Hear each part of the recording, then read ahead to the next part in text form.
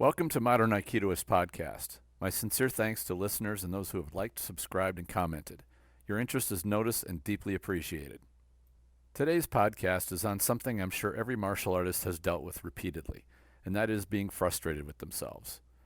I've experienced it too many times to count and have watched almost every one of my students go through it as well. It's never easy to deal with, but there are effective ways to handle it and put your frustrations into proper perspective. If it's not dealt with effectively, it can lead to depression and quitting.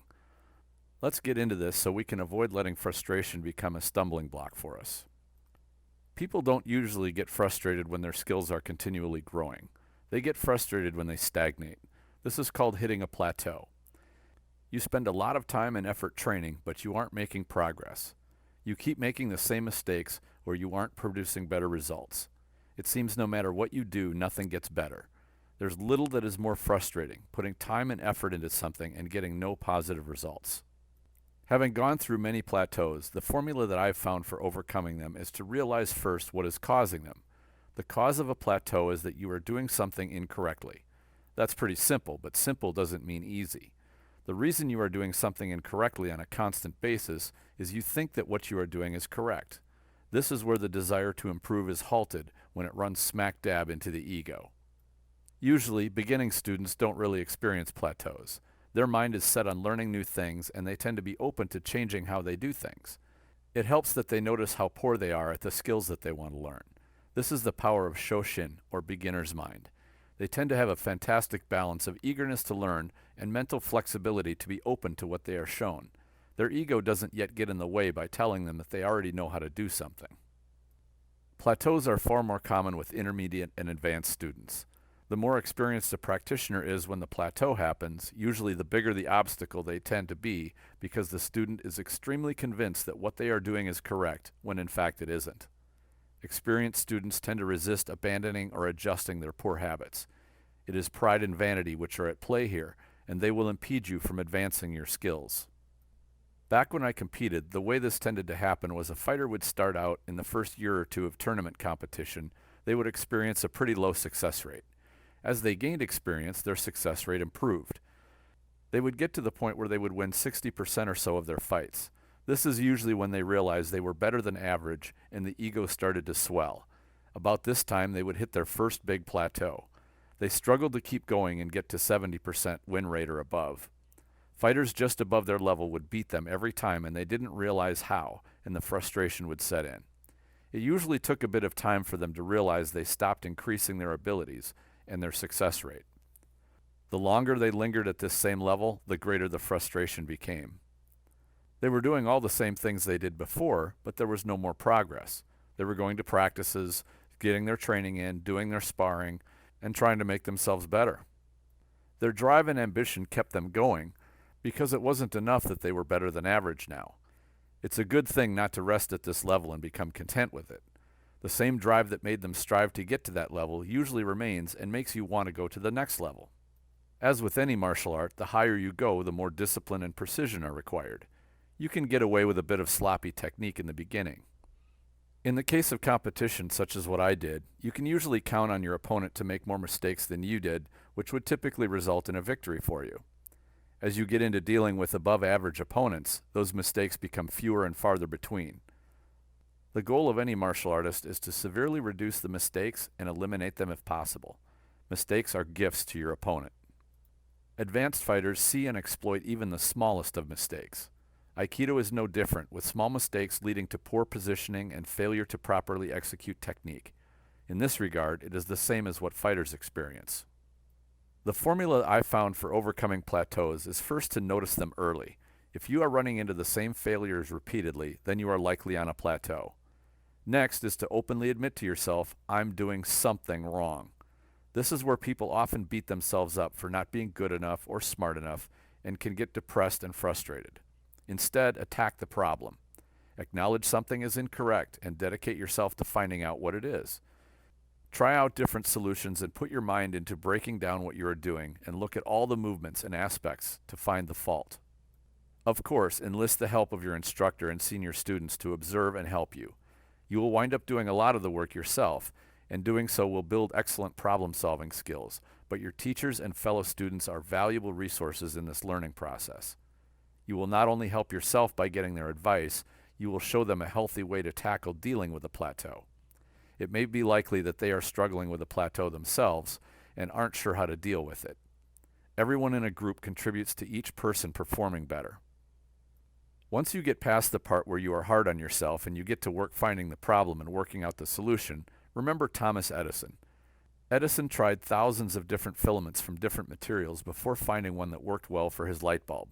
People would ask him, "How did you put up with so many failures?" Edison responded, "I didn't fail. I merely found 10,000 ways which don't work." Edison also said, "Our greatest weakness lies in giving up. The most certain way to succeed is to always try just one more time." Be patient. What you practice, you get better at. Make your practice smart and you will get more out of it. When I came to Aikido, I had enough experience with plateaus that they didn't plague me for very long. They still happened, but I could pretty quickly absorb new solutions and lessons. I've seen people who really struggle with plateaus, sometimes remaining on them for years. You can spot these people because they have carefully crafted excuses why they are experiencing consistent failure. Make sure you never pick up these excuses and use them yourself. They are an express route to mediocrity. If you want to excel, let those excuses wash off you. One thing that happens with students who struggle with plateaus is they are told what they need to do to perform technique better, but they cannot absorb the advice or put it to use. This isn't their fault. As an instructor, don't let this become a source of your own frustration. It's easy to hound your student and yell at them. I've found that in order for instruction to be effective, the student has to be ready to accept it. If their ego is getting in the way or their brain is not ready to accept something, no amount of yelling or berating will drive it into their head. Some instructors do this and often use the military drill instructor method to teach. That is a teaching technique, but remember that drill instructors are teaching very young people, usually teenagers. They also have a very short time to teach certain basic skills. The military also does a level of mental conditioning focused on building compliant behavior, which fits in well with the rigid structure of the military. I find this kind of conditioning is not desirable as it tends to restrict free and creative thinking in favor of conformity. The type of teamwork the military needs requires a high level of conformity. So while it applies to what they do, it's not necessarily the best fit for civilians. I've also found that mature students are not nearly as responsive to this type of instruction. If a student is smart and can understand what they should be learning, then use that as a teaching tool. Also remember that in the military, recruits cannot leave. They join and they are in. Martial arts students can at any point say, "Why am I paying to get yelled at?" and quit. This is just my opinion, but a good teacher knows his audience and can find the most effective way to guide his students. Guiding a student through their frustrations is a part of being a teacher. It is always more effective to be an example of it than relying on telling a student what to do. One of the worst things you can do as an instructor is to say one thing and have your actions not reflect your instructions. Hypocrisy ruins credibility and creates disrespect. If you do as you say, then you will be a good example of what the art is and what character should be. A big part of this is showing you are patient and relentless towards pursuing greater understanding. A big part of overcoming a plateau is admitting you are mistaken. If your students never see you do this, why should they do it? Students will emulate the instructor, so show them that you are dedicated to learning and what it is like to abandon poor habits in favor of better ones. Don't think you have any bad habits? We all have them. It is what you do with them that is important. If you don't think you have any, then you are delusional. If you cannot admit to your students that you have them, then your ego is running you. People like this should not be teaching, but that's just my opinion. If your students are resting on plateaus, it may be that you have not shown them how to get past them. I'll end this podcast on a book recommendation, Mastery: The Keys to Success and Long-Term Fulfillment by George Leonard. If I had a top 10 list of books every human being should read, this would certainly be on it. Actually, it's probably in the top 5. It's a pretty short book, but it is rich with sound advice and observations which can change how you look at yourself, your training, and even your purpose and pursuits in life. It really is a game changer. George Leonard is an Aikido instructor, but the focus of the book is not on Aikido. It's more on learning and understanding yourself. I gave a copy of this book to a student who was really struggling with his frustrations of being stuck on a plateau. Reading this book shifted his perspective so much that he was able to take on a positive attitude and overcome his plateau. I really cannot recommend that book enough. It's a splendid mirror for looking at yourself and getting a better understanding of what type of person you are and what you can do to find a better experience in everything you do. Definitely check it out. What other topics are you interested in hearing covered in this podcast? Please share your ideas in the comments if you're watching this on YouTube, or go to the Facebook group Aikido the Martial Side and post a comment. You can always support this podcast by donating either through a monthly sponsorship or a single donation of any amount you like.